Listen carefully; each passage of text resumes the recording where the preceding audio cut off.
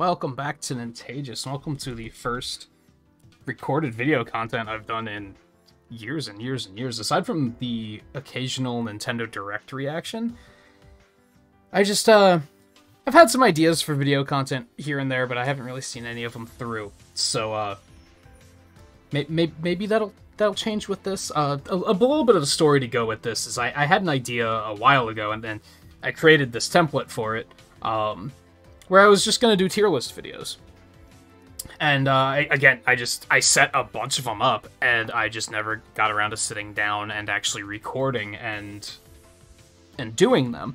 Part of the issue there was one of them was Fall Guys, and that was being constantly updated with new games, so whenever I was getting close to getting ready to do it, they'd add new content, and then I'd have to add that to the tier list, and it just didn't wind up working out for those. And then recently I had an idea where whenever I play a game on stream, and when I finish it, I like to give it a rating. And I often forget to do this entirely. I usually like to give it a rating while we're watching the credits. I'll go through, like, here's what I think about this game. Here's how much I'd recommend it. Sometimes I'll give it a rating. And I often forget to do that. So what I decided to do was kind of refurbish this template I had made and make it for a year in review kind of thing. At this point, this is kind of a trial by fire because I was setting this up tonight and I wasn't necessarily ready to sit down and do it, but something with this file is going horribly wrong and some of the images aren't saving correctly. So it turned into very suddenly, I need to just put my money where my mouth is and just do it. So here we are. This is, as a result of it being a very, very much a trial by fire. I don't have, like, the intro for this video done yet or anything, so when you guys see the intro at the beginning of the video when it plays, you're technically seeing it before me, in this moment, even knows what it's gonna be. But I'm probably gonna call the series Year in Review, is probably what I'm gonna go with. And I figure we'll do one of these every year. So this one's gonna be focused on everything we played in 2021. It is... For those curious, it is currently March 31st, 2022. It's almost April. So 2021's a little bit behind us. As a result, some of these games aren't super in my head. I haven't been thinking about this in advance. I got the list of games ready. I think there's 46 games that we played. That's not counting, the big one I'm not counting is speedruns. I assume we did speedruns throughout 2021. I guess I didn't really look. But I didn't count, like, any Mega Man games, because that's probably a different tier list entirely. I remember that I did do a Link's Awakening race night with Twain. I'm not counting Link's Awakening, so anything that was a speedrun, I'm not including those. Everything else is being included except for one other title, and we'll get to that when we get there. But yeah, despite getting all of the titles ready, I haven't been thinking about this list, so this isn't rehearsed. I'm just doing this. And that was always the plan. That's not a part of the trial by fire thing. It's not like I was like, oh, I was gonna think this out, and I just didn't have time to do that. No, I always kind of wanted it to not be rehearsed, and just be, let's just sit down and do it. I thought that would just be more natural, I guess, for me to just kind of, hey, here's the game, here's how I feel about it, here's the rating I would give it. Anyway, like I said, we have 46 games. That's a lot to get through. So we might as well just get started. These are in chronological order. There are a couple that we might skip around to because they're kind of like, the games are kind of grouped together. But we'll get there when we get there. As I said, isn't rehearsed, so we're just gonna kind of go here. Let me make sure I have the... Okay, there we go. Alright, so first things first. Last couple years of streaming, I've done January and February as indie-waries, and we've been focusing on indie games. So a lot of these first games are going to be indie-focused. So to start, we have Cave Story. Cave Story was pretty fun. I actually played this not only at the beginning of 2021, but I think I played it at the beginning of 2020 as well. I did 2 different playthroughs. And it's a fun time. I think it's aged pretty well. Where would I I don't know if I put it in 4-star. I'm thinking maybe 3. Something I decided on. I didn't want to do a system of 1 to 10. I feel like a lot of places do systems of 1 to 10, and then every game is like... Games don't get anything lower than a 6, and if they get a 6, it's like the end of the friggin' world. People are like, oh, that game's just horrible. So I decided to boil it down to 5. It might be a little bit more spread out. As you can see, I expect 4-star to be pretty bloated. I'm probably not going to give a lot of things 5 stars, because the game has to really excel to be a 5-star for me. This, as I mentioned, it's been over a year since we played some of these, so it might be harder for me to rate some of these than others. Let's we might move things around as we're going to. So for now, let's just give Cave Story a 4. I think we're gonna put Cave Story in 4. Next we have Deep Rock Galactic. Having a lot of fun with Deep Rock Galactic. We're still playing it actively. Now they've begun doing the seasons for it. With the season passes and everything, which is all free-to-play content. By the way, if you don't know what any of these games are, I'm not going to really explain what the games are here. I'm going to assume that you've probably been watching my streams throughout the year and you've seen some of these, or you've heard me talk about them. If you have no idea what the game is, and I give it a good rating especially, or if I give it a bad rating and you're like, I want to know more about this, hey, come either go check out the archives or... Come hang out at streams, because some of these we're still playing. I think I'd give Deep Rock a 4. I think Deep Rock's in a really good place right now. There's lots of stuff to do. I think maybe what stops me from giving it a 5 is it is very much a multiplayer game. You can play it alone, but it's going to excel when you're playing it with friends, I think. And I think that does knock it down a little bit. But I could be persuaded to boost that up. I'm very hesitant to get... I don't think perfection exists. Maybe I should just say that 5 isn't perfection. 5 is just, it's pretty damn close. Again, we might mix these up as we're going. One Step from Eden. I think... This is another tricky one. There's a lot that I really like about One Step from Eden, and then there's a couple things that I don't like so much. And it's been so long since I played it. I think I would probably give that a 4 for now as well. Again, we might change those. Oh boy, Fall Guys. Okay, so this is tricky. I really had fun with Fall Guys. I thought it was a really nice concept. I still follow them on Twitter. They're still updating the game regularly, which is awesome. I don't know how... There's always the joke of, lol, dead game. I don't know how dead it actually is. I would assume that people are still playing it because they're still updating it like crazy. However...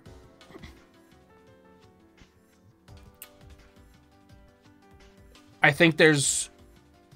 First of all, that game needs to be on other platforms and it needs to have cross-platform. I know they're working on it, but I think that's really holding it back. I personally got it on as part of PlayStation Plus, and I don't even have my PlayStation 4 hooked up right now, so I couldn't even boot it up to just like play a quick couple games if I wanted to.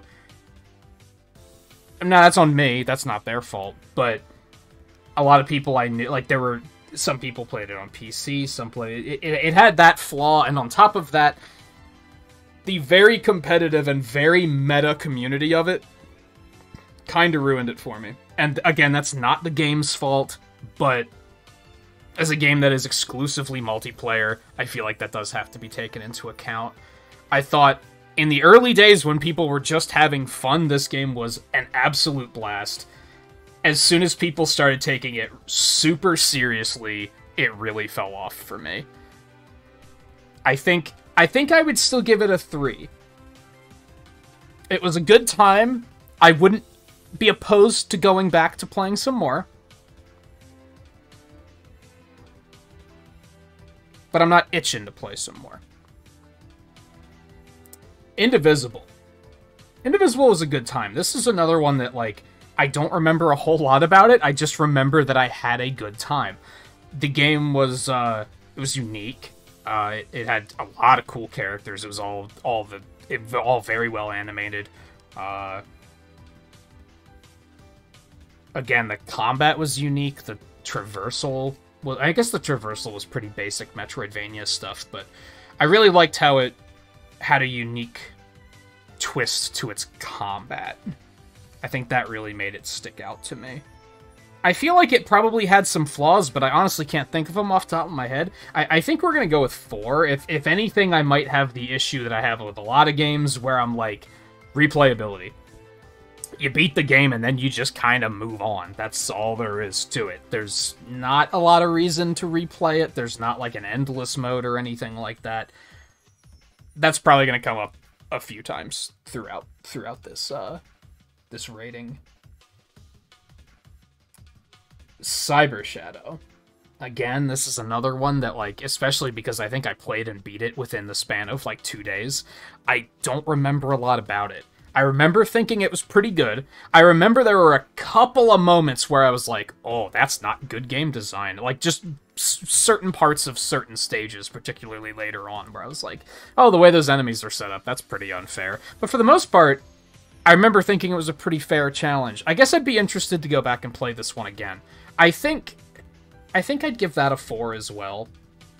Worth noting that Deep Rock and Cyber Shadow, and I'm sure plenty of these other games, were played via Game Pass on PC, which I think is quite a good deal. It gets my seal of approval. I think Indivisible was on there at one point too. It might not be anymore. I think I have that on Steam though, so I don't think that was a Game Pass play, but I might be wrong. I should probably mention that with all of these. I mentioned Fall Guys was PS4, One Step from Eden I have on PC. Cave Story, I have it on PC. I think I rebought it on Switch for some reason, and I don't remember why, but I'm pretty sure the version I played on stream was the Switch version. River City Girls. This was another one that was a lot of fun. I really liked it. Animation was great. The soundtrack was great. Had some really great humor in it. The action was fun. The character design was fun. It does have some replayability. I didn't feel the need to replay as like the other characters or anything like that, but I think this was another one I played on Game Pass. I'll often take into account for these ratings how much the games cost, and as far as Game Pass games go, I don't know, because it's just a part of Game Pass. I think I'd give River City Girls a 4. I remember having a good time with it. Children of Morta. This one's really tricky, because I liked Children of Morta. It was one of those games that right away I was like, this is cool. It's a roguelike dungeon crawler where all of the playable most of the playable characters are the same family unit, and they all have like the typical classes. You got like the tank and the rogue and the hunter and all that stuff, and it was a lot of fun. But for some reason near the end, this is a situation where as a roguelike it did have additional content after the fact. After you beat it. But I didn't find it that compelling. I lost interest pretty quickly. This might be the first one that, like, I'm gonna have to make up my mind on this later, but for now we're just gonna give it a 3.5? Because, like, I liked it.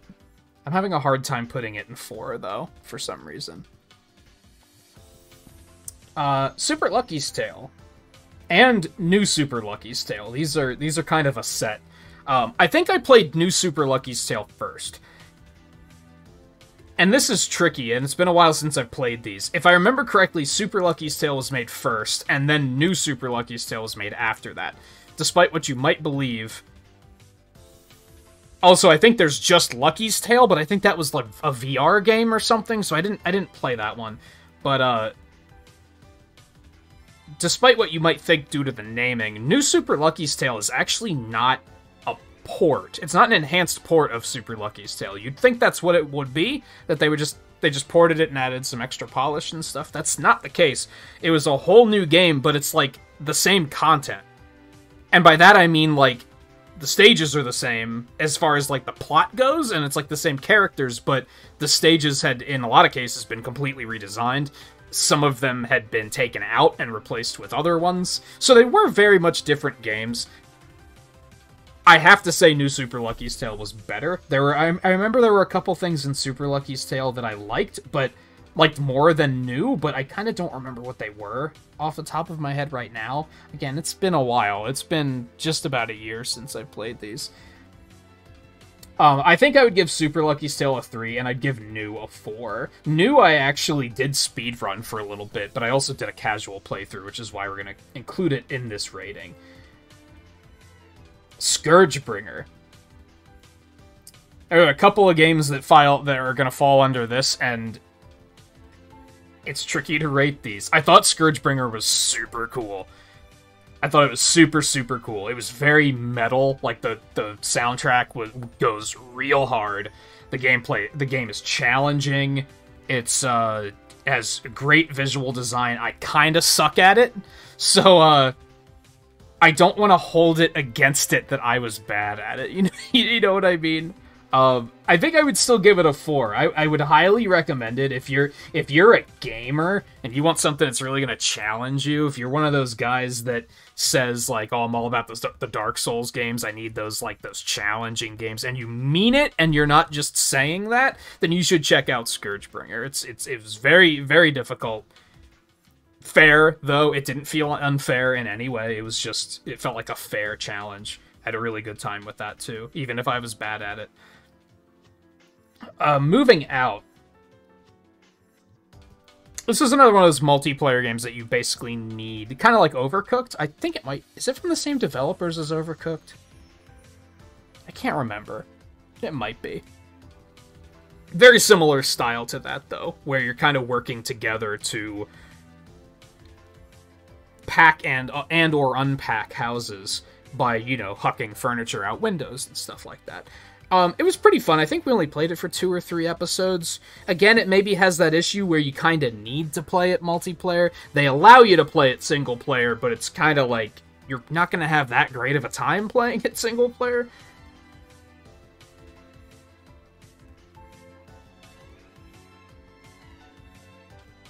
I feel like this might be another 3.5, to be honest. I'm having a hard time putting it in 4 for some reason. But I also feel like 3 might be too low. But then I might have to come to terms with the fact that, like, I know that there's at least one game in here that's going to be a 1. I might have to start looking at, like, separating the 4 tier into, like... Maybe we'll have... Like, 4 is the games that are, like, they were very good, I would play them again, I'm dying to play them again. Whereas 3 is, like, the game was good, but I wouldn't play it again. And then 2 is maybe like, the game was kind of flawed. Like, to the point where it hurt my experience. Maybe that's kind of where I should be taking this. In that case, I think I'd move Super Lucky's Tale down to 2. Morta would absolutely be a 3. Moving Out would be a 3. I guess 3 is also, I could be persuaded to play it again if they do something. Whereas 2 is like, I played it, glad I played it, would not play it again.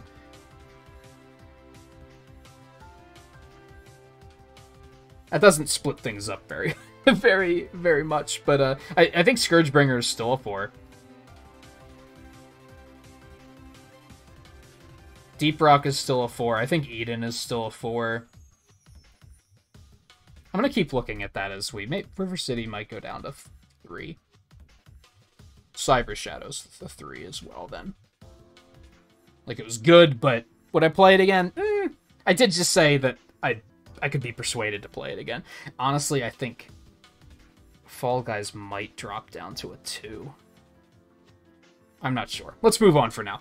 So we're now out of the indie-wary set of games, so the games we play through here are going to be a little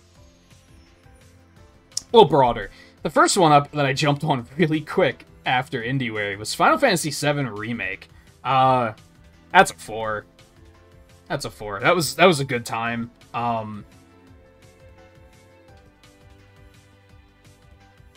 don't know if I'd play it again. It's worth noting that I did not play the PS5 version. I played the PS4 version. Therefore, I did not play the episode Yuffie, whatever the hell it wound up being called, 358.5 days by sleep. It was great though. I don't think I had any problems with the game. You know what I mean? So I feel like that's deserving of a 4, even though if it's like it does kind of slip down to 3 in regards to I might not play it again, but I think it's deserving of the 4. You know what? I think Indivisible would go down to 3 too. I don't know about that, actually. I might immediately take that back. Indivisible was pretty good. Marvel's Avengers, holy shit. This is, let me get a drink really quick. I really like Marvel's Avengers. First of all, I don't think Marvel's Avengers came out in 21. I think it came out in 2020. But they had been updating it through all of 2021. And I think there was an update in 2022. We're a little overdue for our next big update on that game. Anyway. I like it. That's a solid 3. I had a great time playing it. I really enjoy playing it. I think the combat's very fun. I think they just revamped the quest system, or like the map, how you decide and pick like where to go. I need to go back to that and play it a little bit more. I think it has a couple of problems. I think there's and a lot of them are MMO style problems, where there's like so much to do that sometimes you don't really know what to do next. And sometimes they started adding a lot more multiplayer exclusive stuff. And part of what I really liked about the game is it was built like an MMO, but you weren't forced to play it multiplayer. You could just play it yourself. And that started to kill it a little bit for me, where I was like, oh, I have to do this with other players? Damn. So I didn't really care for that very much. And I think the equipment system is bad. I think, as with most games of this style, the equipment is very convoluted and not intuitive. And that kind of hurts it for me, too. But I do really like the core combat. I liked the storyline. I thought the storyline was pretty good.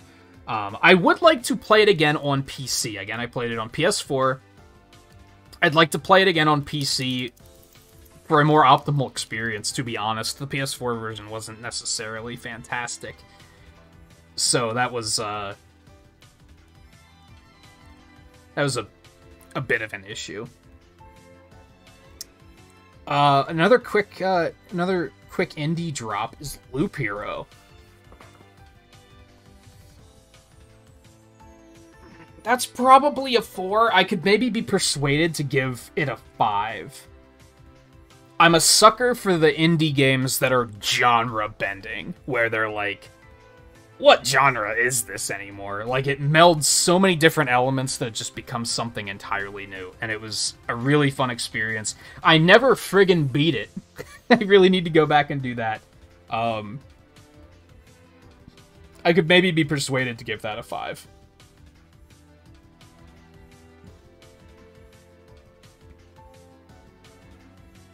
I feel like 5, though, is very...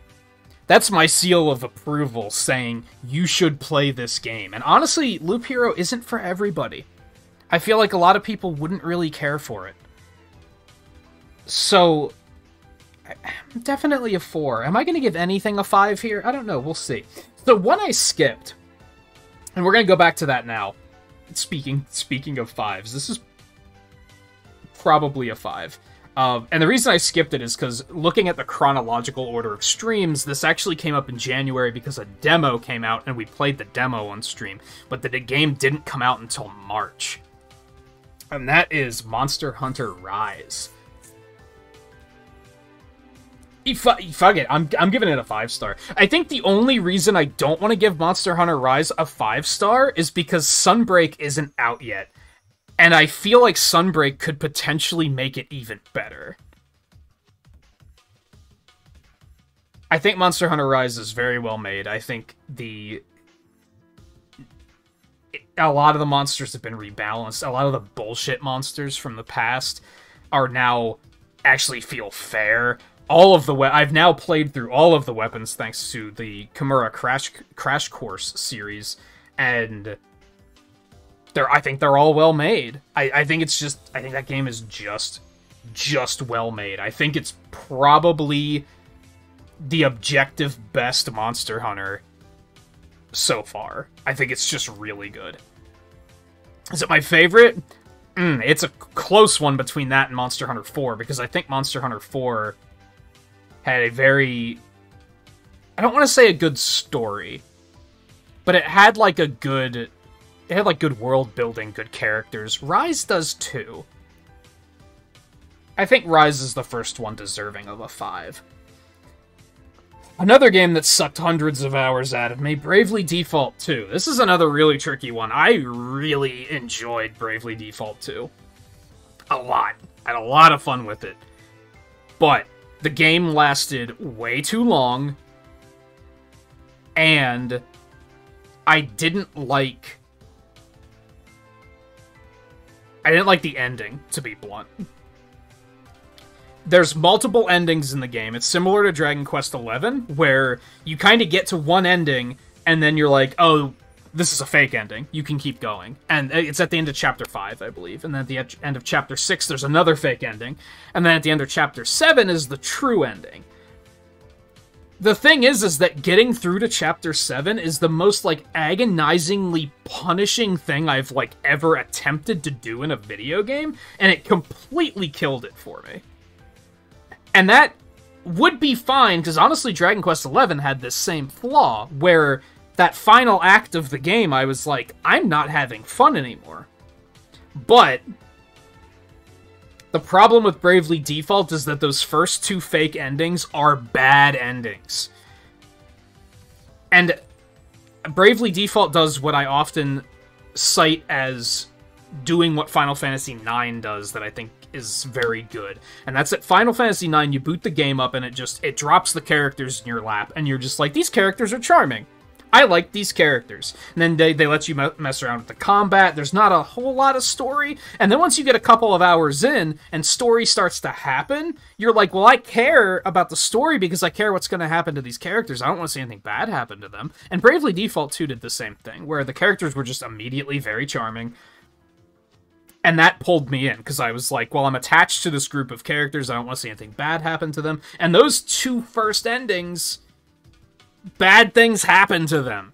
And it killed me to leave the characters in that state and never go the distance and get the true ending. But to get the true ending, you basically have to, like, become a sweaty metagamer. You have to play the game a very specific way to be able to take it any further than that. And I didn't like that. I thought that was just... the game was just kind of disrespecting you at that point. After putting in, I think, 200 hours on that game, they were like, nah, we still expect more from you. And I was like, man, haven't you gotten enough out of me? So that was a very bittersweet ending, but I did really like it up until that point. I think that alone, though, makes me say it's gonna be a 3-star because of just how it ended, quote-unquote. Alright, I need to do something really quick before we move on. I'm having an issue with my audio player being weird with volume, so I'm going to fade this music out really quick. I'm gonna reset it back to the beginning, and then I'm just gonna fade it back in like this. There we go. We're good to go. For some reason, if it loops, the volume, like, loses its mind and goes up to, like, 100%. And I don't want that to happen. So anyway, moving on. New Pokemon Snap. That's a solid 3, I think. I think that's a solid 3. I liked it. I had a lot of fun with it. I really liked being dropped into the Pokemon's natural habitats and just seeing them go about their lives. I thought it was really cool. It was cozy. I'd probably go back and play it some more. I don't think it's going to have any more updates at this point, if I had to guess. My big flaw, my big fault with the game was it has like a side quest, like mission system to try and guide you towards finding certain Pokemon interactions. And that system is horribly written. It's hilariously obtuse, and trying to follow those hints just outright frustrated me, and I just wasn't having a good time at that point. But before that point, I was having a great time. It's one of those games where if you try to 100% it, you're probably not gonna have fun, unless you're willing to just look everything up online, and I wasn't willing to do that. I wanted to figure it out for myself. But the puzzles weren't crafted in an intuitive manner to assist you in figuring those things out on your own. And that was frustrating. But if you take away that 100% element and just kind of play through the game, and once you've seen enough, you're like, yeah, this was, like, that's enough. I thought it was still a good time. I want to stress here that, like, I think a 3-star in my rating system is still pretty good. 3-star, which on that note, I should probably drop Fall Guys down. Because I think 3-star I would still, like, recommend to people, but with an asterisk. I'd recommend it of, like, do you like this style of game? Yes? Then give it a shot. Whereas 2, I, like, wouldn't necessarily recommend them. There's probably other things I could recommend. Let's see. Alright, so we have a couple of interesting ones really quick. First of all, SNECRX. We technically only played SNECRX, I think, the day of E3. I think I streamed the Nintendo's E3 conference, and I think the half an hour to an hour up until that point, we played SNECRX. That's the only time I played it on stream. It was only for like an hour, but I figured I would include it anyway. I played a lot of it off stream. I haven't played it in a while because there haven't been any updates in a while.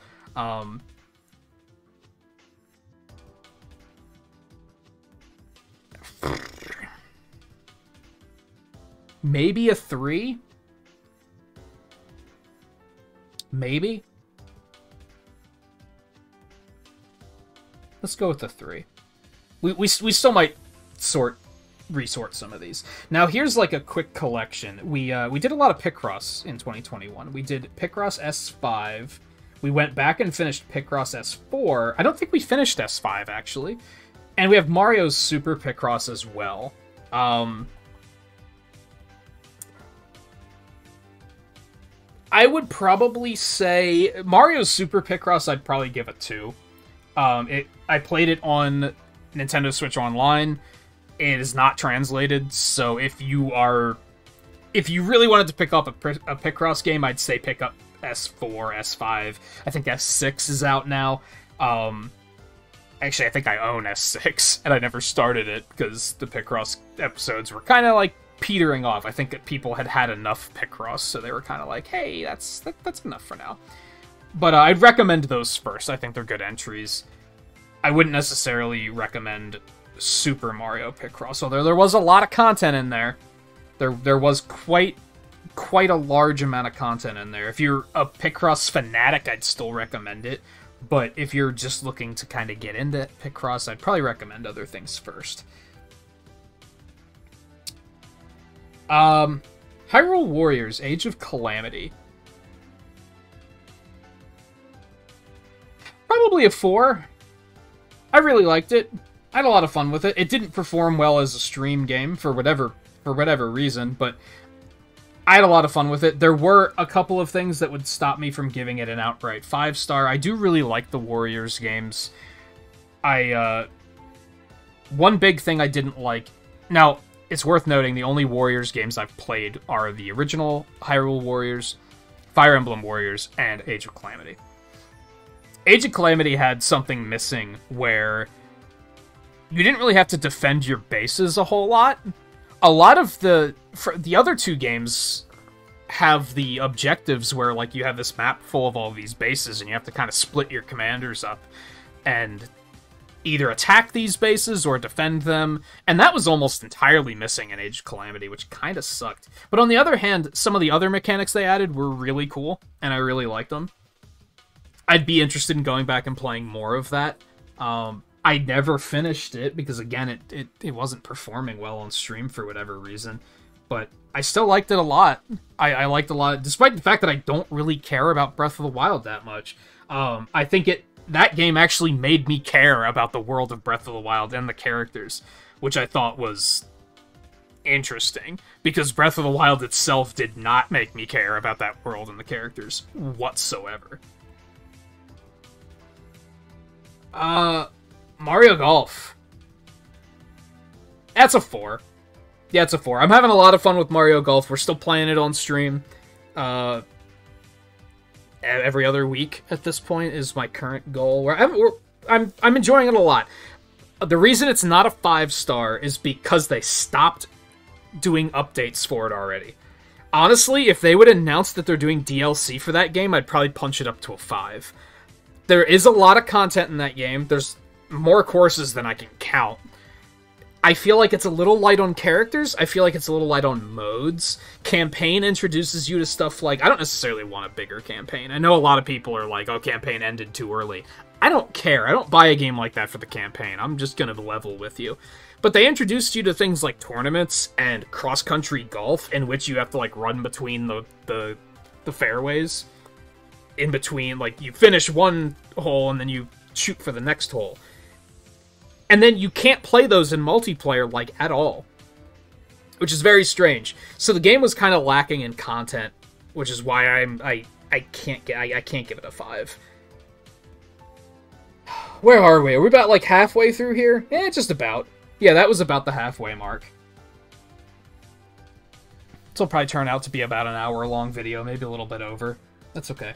Alright, so now the Sonic Marathon. We did Sonic Marathon Act 2 about halfway through the year, I think, in which we played a bunch of the handheld games.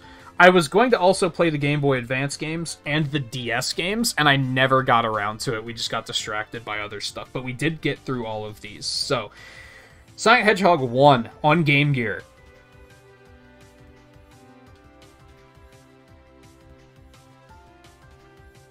Honestly, maybe a 3?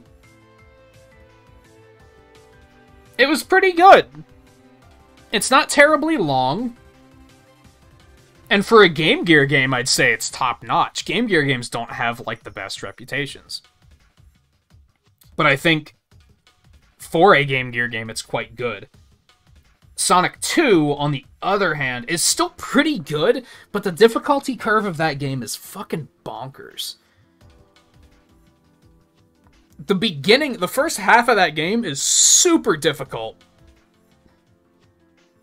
And then the second half of the game is just free. I remember struggling so hard to get up through Green Hills Zone.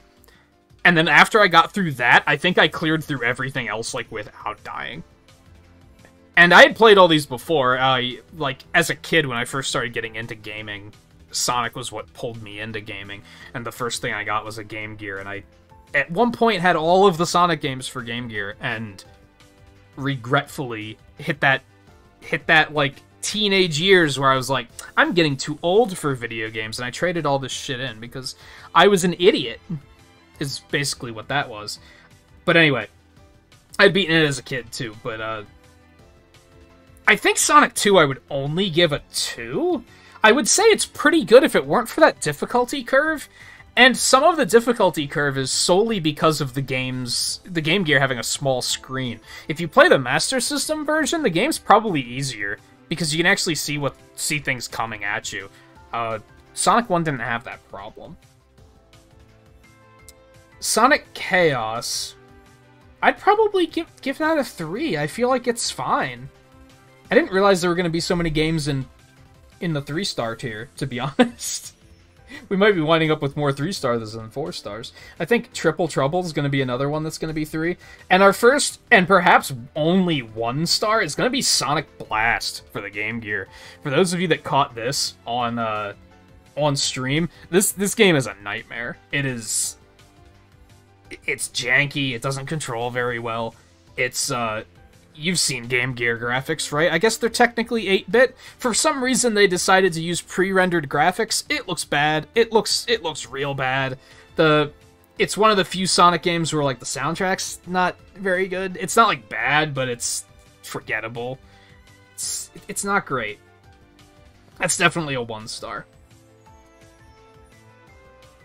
Tails Adventure, the last in the Game Gear trilogy. Trilogy? Saga? Yeah, Tails actually got his own game. And it's actually like a Metroidvania. Actually, I had a lot of fun with this. I'd say 3. I'd say a 3-star. We're definitely running out of space for 3-star games. This is a bit of a problem. Sonic 3D Blast. I was actually surprised at how well this game had aged. I remembered trying, and I told the story while I was playing it, that I remembered playing it many, many years ago, because I got it on Steam. And, as like the Sega collection thing that they have on there. And I tried to replay it at that point. It had to have been like 10 years ago. And I don't know what controller I was using, but the game controlled like ass. It was horrible. I was like, this is unplayable. Now, when I played it this time, I now have a Genesis Mini. I didn't play it on the Genesis Mini. I think I still played it on Steam. I might have used an emulator, though. I don't remember. I actually used the Genesis Mini controller, which is just a Genesis controller. It's USB, 3 buttons, so it works with a lot of stuff. I used that, and it was fine. I guess it was just that game, you really gotta play it on a Genesis controller. I was surprised that it has actually aged pretty well. I would probably also give that a 3-star. And we're definitely running out of space here. We're gonna have to start, like... I'm gonna have to bump some stuff up to 4, or... I don't know if any of that stuff I would necessarily move to 4, though. Maybe River City Girls. River City Girls was pretty good.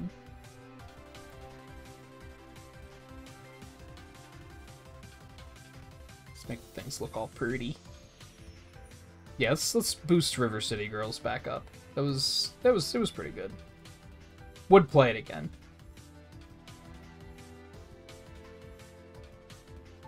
It didn't afford us a lot of space, but it's something.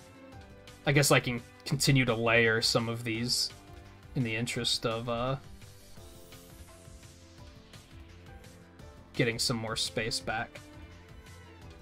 Okay, Risk of Rain 2. This is another difficult one that... It's almost similar to Marvel's Avengers, in a way.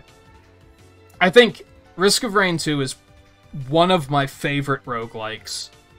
Roguelites, whatever it's called. By far my favorite cooperative roguelite. I don't really like playing it solo that much. You can play it solo. I'm just not a big fan. I prefer playing it with friends for sure. It did, however, reach a point. It has 2 major things against it. One, I found that I'm very achievement driven in that game, and once I get close to all of the achievements, I feel like I don't have anything to do anymore. Now, the game's still getting updates, so that's not the worst thing. The other thing is that I do play it on Switch. I guess I should just say console, because I'm under the impression all the console versions have this issue, where the porting isn't very good. The porting to console isn't very good. It has been hit or miss, like, throughout the year, and then, like, more recently, first of all, the first expansion for the game is out on PC, and I don't think we're getting it on console for another, like, 2 goddamn months. It's kind of ridiculous. So that kind of hurt my feelings about the game a little bit. I honestly may have given it 5 stars if it wasn't for that. I think I'm still going to give it 4 stars. There's a pretty solid chance that I'm probably going to rebuy it on PC at some point, and then we're going to continue playing it there. Just so we can actually keep up with the updates. Fire Emblem, Shadow Dragon, and the Blade of Light. So this was added to... Oh no, it was not added to Switch Online. I'm a liar. They did the limited time digital release. It was like $7 or something like that. And I'd pick it up. I'm a pretty big fan of Fire Emblem. I did not finish this game. I think I only played about halfway through it. It was okay. I think I'd probably give it 2. Like many NES games, it's very primitive.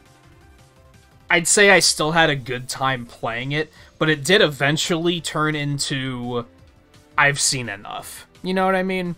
Like, it wasn't that I was having a bad time, but I was also like, I've seen enough. Like, we can move on now. If you have access to it, I recommend checking it out. It was cool seeing where the series came from and stuff like that.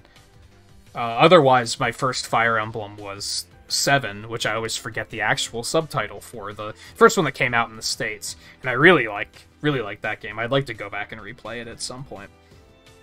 I have another one here that is very difficult to rate, and that's Mega Man X Dive. The only mobile game on this list. I haven't made a habit of playing mobile games on stream, but as it being a Mega Man game, I feel like I had to. I think probably another 3. I liked it. Once you hook it up to a controller, the game actually controls pretty well. It feels like a Mega Man X game. The gacha system isn't too punishing.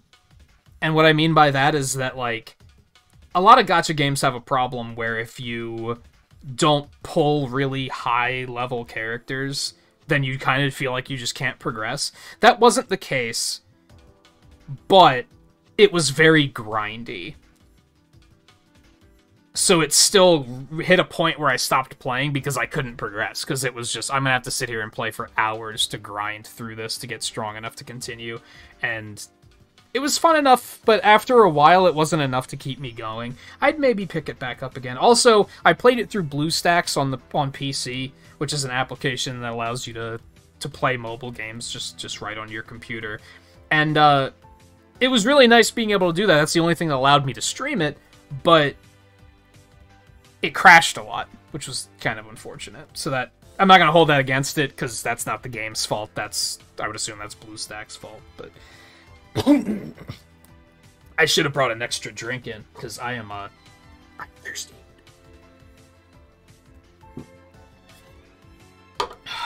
We're almost there. We're almost there. Sonic Colors Ultimate. This game got a ridiculously bad rap when it came out, and it was all bullshit. I thought the game was fine. I think I ran into 2 visual errors. I 100% it. And I think I ran into 2 visual errors, and that was... I don't know how many patches they did. It was after 1 update to smooth it out, but not all of them. It was just after 1, I believe. All of what you saw on social media was like, those were edge cases, whatever the fuck they're called. I would actually say I have a hot take that I don't think Sonic Colors is as good as a lot of people think it is. A lot of people herald it as being like the best 3D Sonic game in the past, like, decade and a half. It's good, don't get me wrong. Like it's good, but I think a lot of it is that I hold a grudge. A lot of people do not like Sonic Forces. I do. I think Sonic Forces is a lot of fun. And most of the things that people criticize Sonic Forces for, like having corny story, like having a corny plot, the characters are corny, the stages are too short and easy. These are all things that are also wrong with Sonic Colors, and nobody batted an eye. Do I like Generations better than Colors? Yeah. Do I like Forces better than Colors? Maybe. Colors is still pretty good, though. I think if this were a Sonic tier list, it would probably be at, like, in the top tier. Like, I think Colors is good. And I think Ultimate did a good job. I would give that a 4. I think Ultimate... Again, I think most of what you saw on social media with that was just complete and total bullshit. This is another tricky one. Zelda Twilight Princess. For similar reasons as Age of Calamity, Twilight Princess I often cite as being one of my favorite Zelda games, and I do think it's still my favorite 3D Zelda game. 2D being Link's Awakening, if you want to call it 2D. That's like a weird way of putting it, but you know, you Zelda folk, you know what I mean. Again, when I streamed Twilight Princess, it performed miserably bad. And that did kind of hurt my playthrough. I would say that I don't remember being frustrated at any point in the game, though. I guess I'd like to play it again and be like, and be able to focus more on, do I like this game, than, wow, nobody's watching. Because the unfortunate truth of streaming is that can hurt your experience with a game, for sure. I think we might be back to a situation where it's a 3.5. I don't know. I could maybe say 4. It does have some flaws. Nah, we're gonna give it a 4. We're gonna say 4. Okay, Castlevania.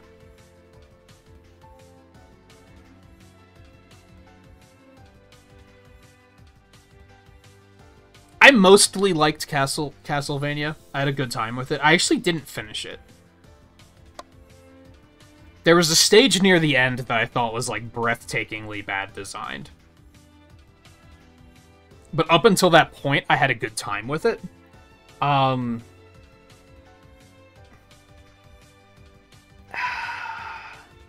I don't know if I'd recommend it to people. I think that might be a 2. I think that might be a 2. Castlevania 2. Simon's Quest. So I kind of cheated when I played this, and shoutouts to Pensive Scarlet for being there in, while I was streaming it, and helping me with the more cryptic and obtuse bullshit that you probably never would have figured out if you were playing through the game blind with no outside input. So as a result, I enjoyed the game more than I thought I did. I did finish it. I did actually beat this one. But I feel like it's unfair to, like, if I was going just on that, like, oh, I beat it, I had a fun time, it wasn't frustrating, I'd probably give it a 3. But that's due to the fact that I kind of knew how to get around the more obtuse bullshit that may have hurt my experience otherwise. So I think that's also gonna have to be a 2. I can't just ignore those problems because I knew how to get around them. That's unfair.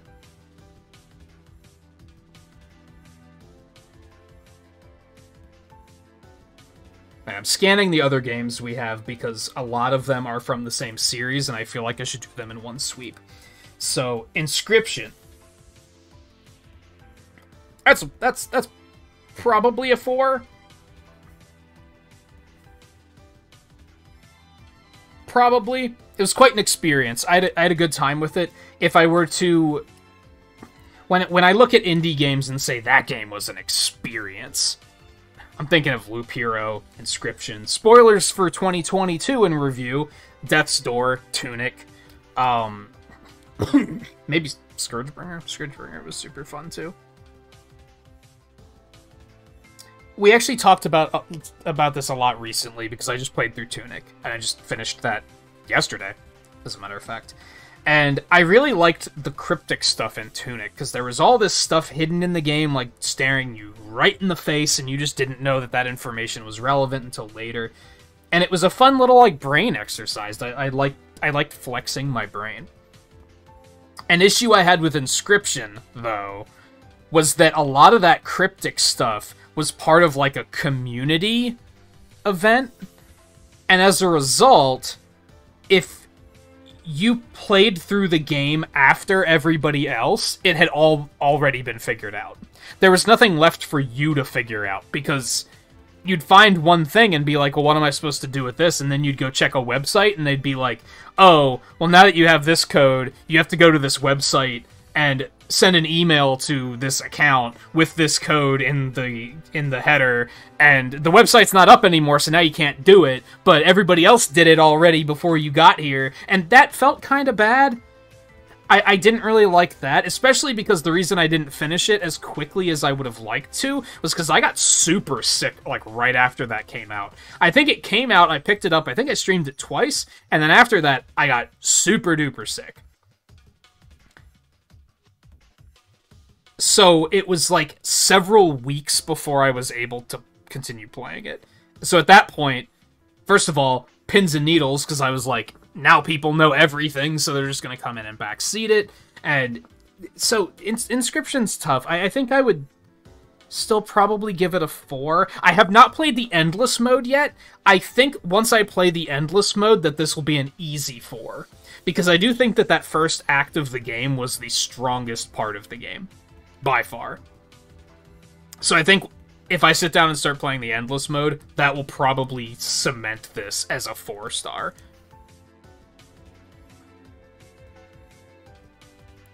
Okay, I'm going to really quick reset our music again. Because it is getting close to the end here. And then we can, let's finish this up. We're almost there. Okay. This is actually the last game that we played in 2021, but we're going to go ahead and get it out of the way now. Shovel Knight Pocket Dungeon. This is another one that's tricky, similar to Scourgebringer, because I really liked it. I thought it was a really interesting concept. It was like a roguelite Puyo Puyo. It was very, very strange concept that I almost can't explain, and I'm a sucker for that. I love games that do stuff like that. But I was bad at it. I was quite bad at it. I think I only streamed this game once. Maybe it was twice. I didn't stream it a lot, and then I never got around to playing more of it. Around the same time, I started a new Loop Hero playthrough, and we also got off the rails with that. I want to give Pocket Dungeon a 4, but I also feel like I just didn't play it enough to say that for sure.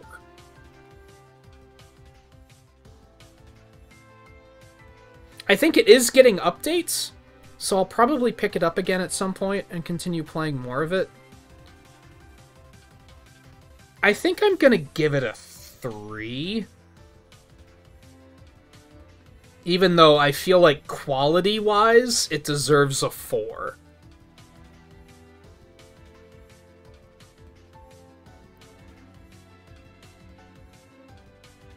I might have to make the area for 3-star bigger the next time around.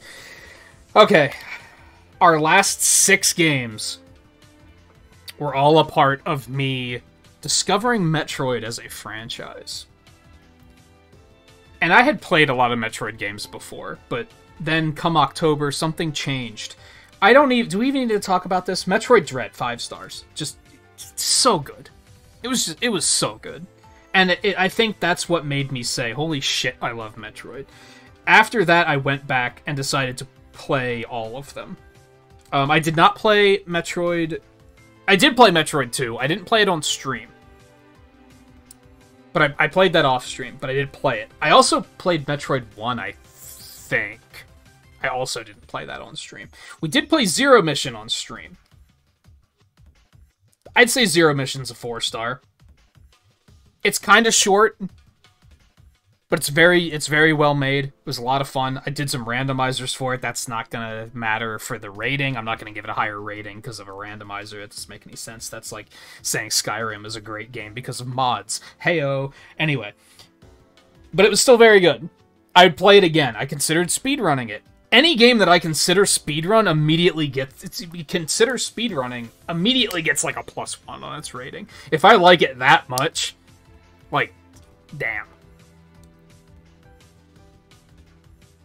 I'm almost tempted to give that a 5-star.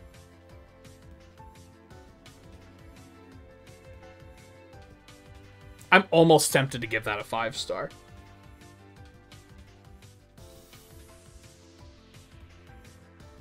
I think I'm gonna give Metroid Zero Mission a 5-star.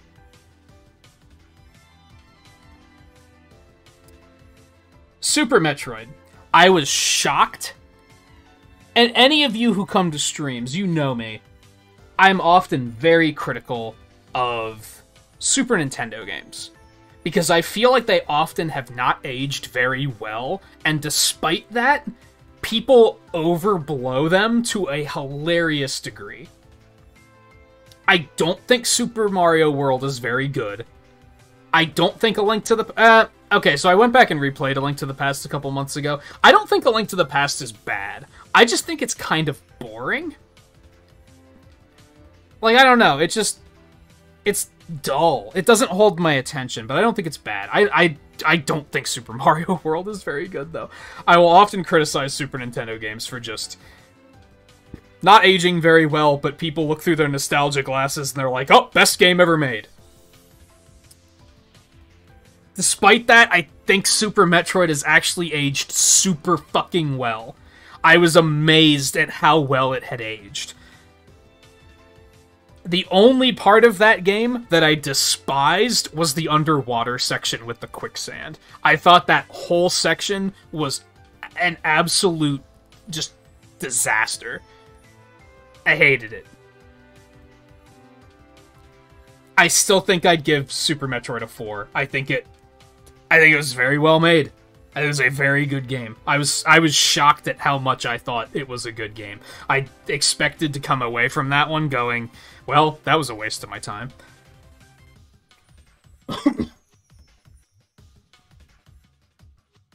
No one's gonna like this, so I'm just gonna do it.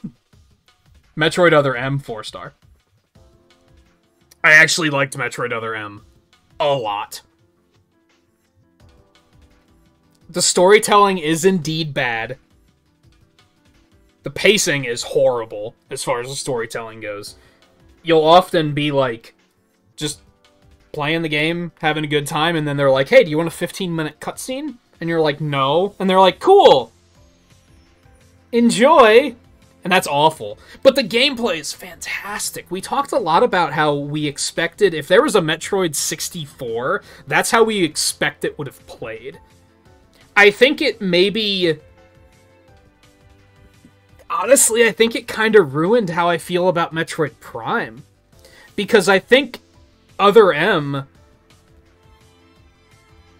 It encompassed, like, Samus's agility and how, like, dangerous of a person she is. As a nemesis. You're very mobile, you're very powerful. That's something you don't feel in the Prime games, since it's a first-person shooter. They're very sluggish. I had a lot of fun with Other M. I would recommend that people play Other M, because it was significantly better than I thought it was going to be. I was shocked at how much fun I had playing that game. Would recommend.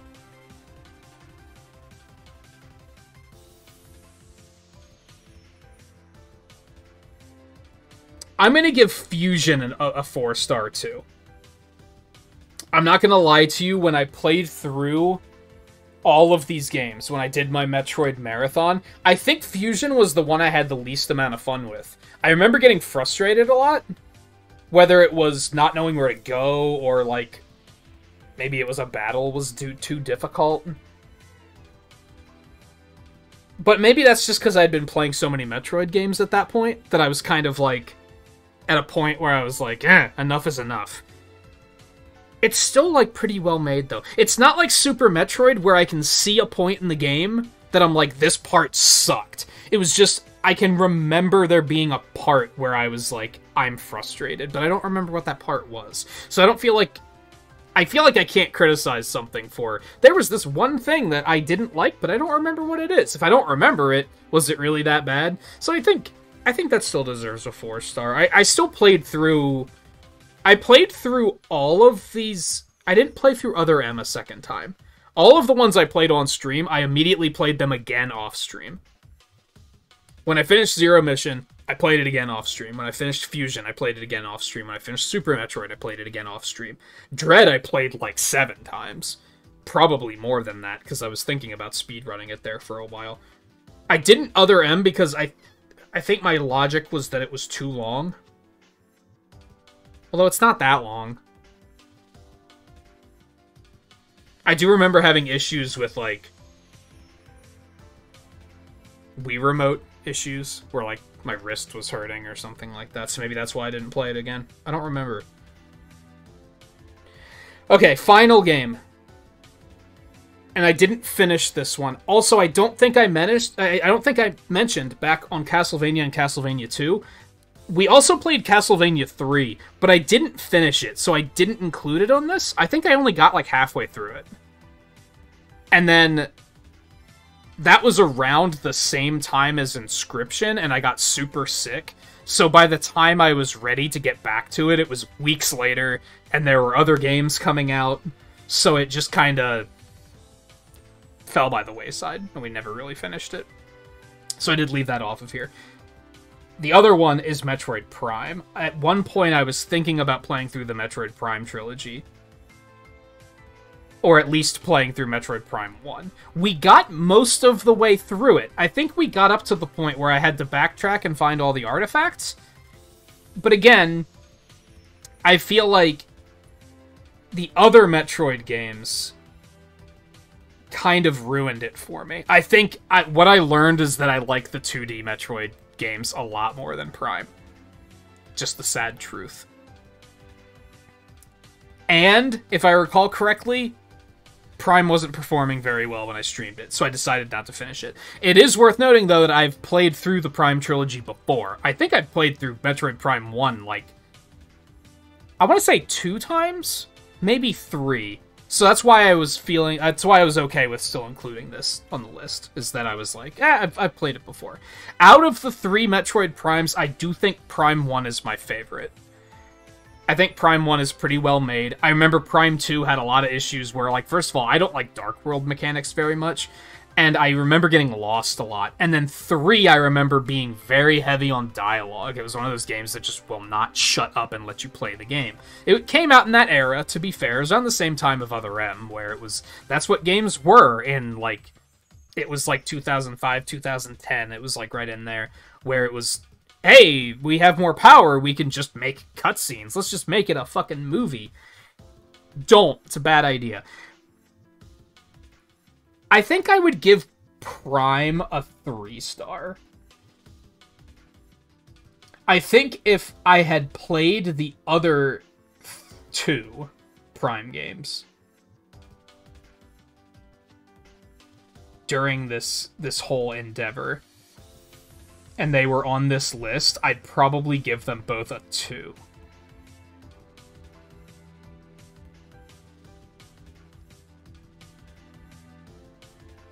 I think.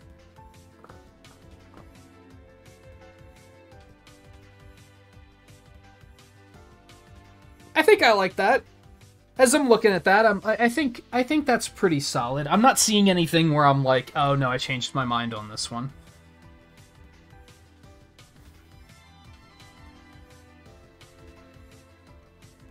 And now I know I need to make the 3-star section a little bit bigger too. I could probably double up and put 2 and 1, like, as one bar across the bottom, because I'm probably not going to give a lot of games 2s and 1, especially 1s. 1 is probably not going to happen very, very often. I'm going to have to think a game is outright detritus to give it a 1. And honestly, if it's a game that I know I'm not going to like, I'm not going to play it anyway, therefore it's not going to wind up on one of these lists. But anyway, there you have it. It was a little bit over an hour. By the time I finish an outro, it'll probably be an hour 15. Then I gotta, do the editing stuff, and I'll try to get this up as soon as I can. So this was Nintagious Year in Review, 2021 in review. Those are all of the games we played through 2021, again, aside from Castlevania 3, and since we didn't finish it, and anything we speedrun. That was exclusively a speedrun. Let me put it that way. I'm actually pretty happy with how this turned out. So these videos are not gonna happen very often for obvious reasons. I will probably plan to do one for 2022.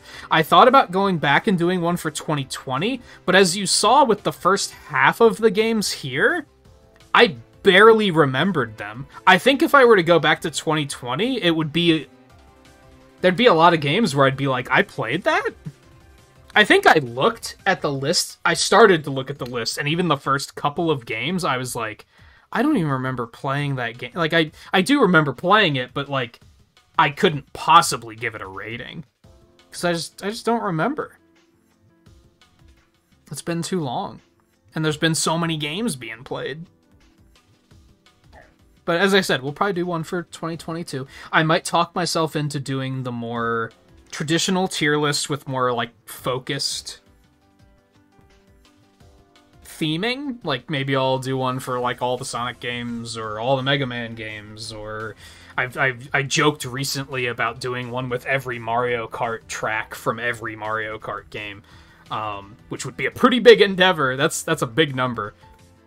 But,